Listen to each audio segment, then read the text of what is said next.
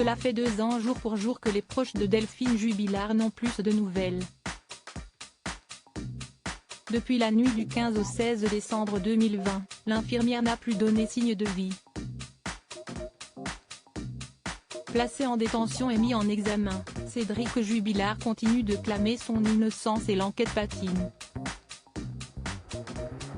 À moins qu'elle ne soit sur le point de connaître un rebondissement.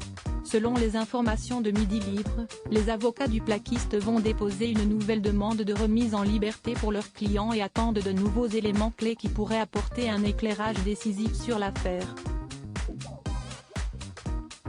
A commencer par un rapport d'expertise demandé par la justice française à Google car les avocats de Cédric Jubilard ont un problème avec le téléphone de Delphine Jubilard. On sait qu'elle a envoyé une photo d'elle à son amant, parce que ce dernier s'est manifesté et en a fait part aux enquêteurs. Mais l'activité téléphonique de Delphine une fois qu'elle est chez elle passe par la box internet, et n'apparaît pas sur ses factures détaillées, détaille l'un des avocats de Cédric Jubilard, M. Alexandre Martin, dans les colonnes de Midi Libre. Les juges ont demandé une analyse de l'activité de la box à Google, qui a accepté et a récemment renvoyé son rapport. Ce rapport est en cours de traduction et devrait prochainement être remis au juge d'instruction. Pour rappel, le téléphone de Delphine Jubilard s'est éteint pour la dernière fois le 16 décembre 2020 au matin, à 7h48 précisément.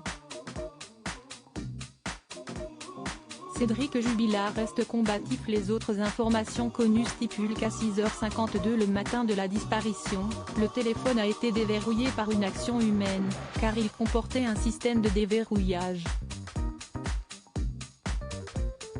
Ces éléments ont fait partie de ceux analysés lors de la reconstitution à Cagnac-les-Mines lors de laquelle Cédric Jubilard était présent.